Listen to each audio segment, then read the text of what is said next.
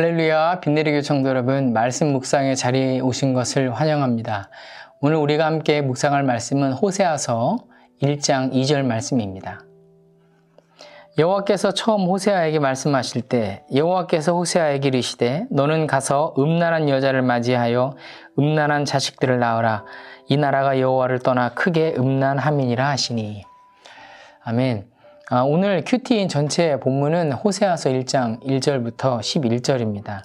오늘부터 호세아서가 시작이 되는데 호세아는 어떤 사람일까요? 그리고 그가 활동하던 정치적 또 경제적 그런 상황들은 어떤 것인지 우리가 배경 지식을 알고 가지고 말씀을 묵상하고 읽는다면 더 도움이 되실 것 같습니다. 하나씩 그 각 이름과 상황에 대해서 한번 살펴보는 시간들을 갖도록 하겠습니다. 호세아의 그 호세아라는 이름의 뜻은 호는 여호와의 약자이고 세아는 share, 구원하다, deliver 이런 뜻을 갖고 있습니다. 그러니까 호세아라는 이름의 뜻은 여호와는 구원하신다라는 그런 뜻이고요. 여호수아 또 예수와 같은 의미입니다. 호세아 선지자의 이름처럼 그는 백성들에게 우상 숭배의 길에서 돌아오라, 그리고 하나님께로 나아가라 라는 것을 외치면서 하나님의 구원을 전했던 선지자입니다. 그가 활동하던 시대의 정치적, 경제적인 상황은 다음과 같습니다. 호세아 선지자는 북이스라엘에서 활동했습니다. 그 시기에 북이스라엘을 통치했던 사람은 여로보암 2세였습니다. 40년 동안 통치를 했고 여로보암 2세 때는 북이스라엘이 아주 전성기를 구가했던 그런 시기였습니다. 그는 영토를 크게 확장했고요. 다마스쿠스까지 확장함으로 통해서 솔로몬 왕이 다스렸던 그런 영토까지 거의 재현하는 그런 성과들을 겪었습니다. 또 그로 인해서 또 경제도 매우 번영했고 농업과 상업이 아주 발달하게 되었습니다. 나라가 부유해지게 된 것입니다. 그러나 이런 번영 속에서 오히려 영적인 타락이 극심했습니다. 여로보암 2세 때는 여로보암 1세의 길을 따라서 송아지 우상을 따라서 섬기고 또 우상 숭배를 조장했습니다. 이것은 하나님과 맺은 언약을 어긴 죄가 된 것입니다. 호세아 선지자는 이런 영적인 타락을 지적하면서 회개를 촉구했습니다. 하지만 여로보암 2세 동안에 여로보암 2세의 치세 동안 이런 영적인 타락과 백성들의 우상 숭배는 계속되었습니다. 이처럼 여로보암 2세는 겉으로 보기에는 북이스라엘이 전성기를 구가하고 아주 잘 살게 되었지만 내면적으로는 영적인 썩어짐, 부패함들이 가득한 시기였습니다. 우리도 어려울 때는 하나님을 찾습니다. 열심히 예배하고 기도합니다. 그렇게 하나님 앞에 엎드립니다. 그러나 상황이 조금 나아지고 또 어려움들이 지나가면 다시 원래대로 돌아가는 일들이 많지 않습니까? 누구나 성공하고 있을 때 조심해야 합니다. 왜냐하면 오히려 그때가 영적인 위기가 찾아올 수 있는 시간들이기 때문입니다. 호세아는 두 가지의 주제를 갖고 있습니다. 첫 번째는 이스라엘의 영적인 타락, 두 번째는 하나님의 변치 않는 사랑입니다. 이스라엘은 하나님과 맺은 언약을 저버리고 다른 신들을 섬김으로써 큰 죄를 범하게 되었습니다. 하나님은 그 사실을 호세아 선지자의 삶을 통해서 이스라엘 백성들에게 보여주십니다. 2절에 보시면 여호와께서 처음 호세아 선지자에게 이렇게 말씀하실 때 너는 음란한 여자를 맞이하여 음란한 자식들을 낳으라 라고 말씀하십니다.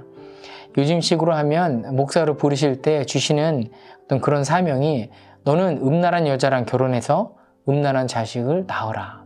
참 기가 막히죠. 그리고 그가 결혼해야 할 여자의 이름이 고멜이었습니다. 고멜은 무슨 뜻일까요?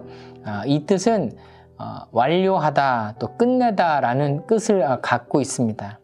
따라서 고멜이라는 이름은 완성된 자, 또 완료된 자라는 의미를 내포하고 있는 것입니다. 그런데 이런 이름과는 반대로 고멜은 음란한 여인이었습니다. 그녀는 계속해서 남편 호세아를 떠나서 음행을 저질렀습니다. 고멜이라는 이름의 의미와 그녀의 실제 삶은 모순이 되고 있었습니다. 이 고멜은 당시 이스라엘 백성들의 모습을 상징적으로 보여주고 있습니다.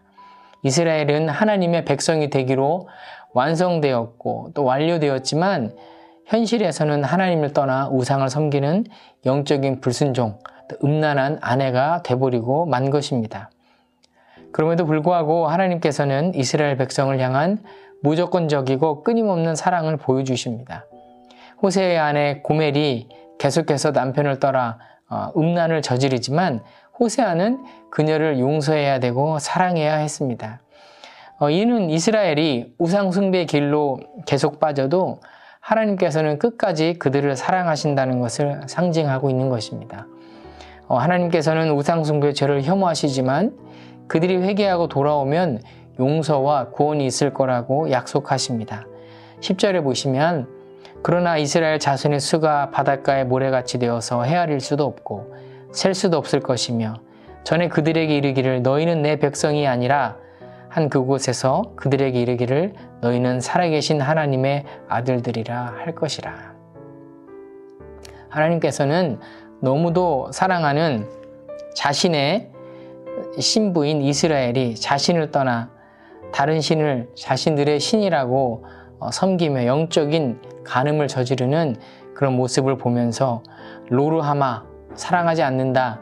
또 로암미 내 백성이 아니다. 이스라엘 내가 흩어버릴 것이다. 그리고 다시 심겠다.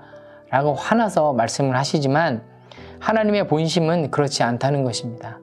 이스라엘 백성들이 타락을 해서 그들이 고통을 받게 될 것이지만 결국은 하나님께서는 그들을 바닷가의 모래같이 다시 하나님의 자녀로 번성하게 만드신다는 것입니다.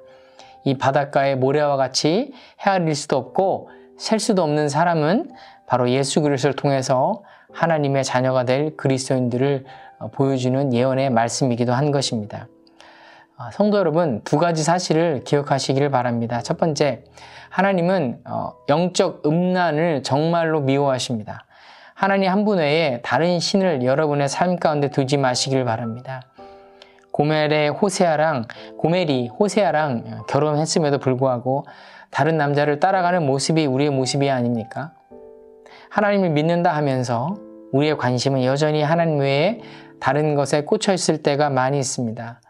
나는 하나님의 자녀입니다. 나는 하나님의 백성입니다. 하나님만이 나의 주인이십니다. 두 번째, 하나님의 사랑은 변치 않으십니다.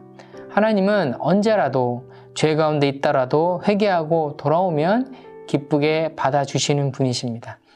하나님은 우리의 죄를 용서하시기 위해서 아들 예수 그리스도까지 십자가에 못 박으신 분이십니다.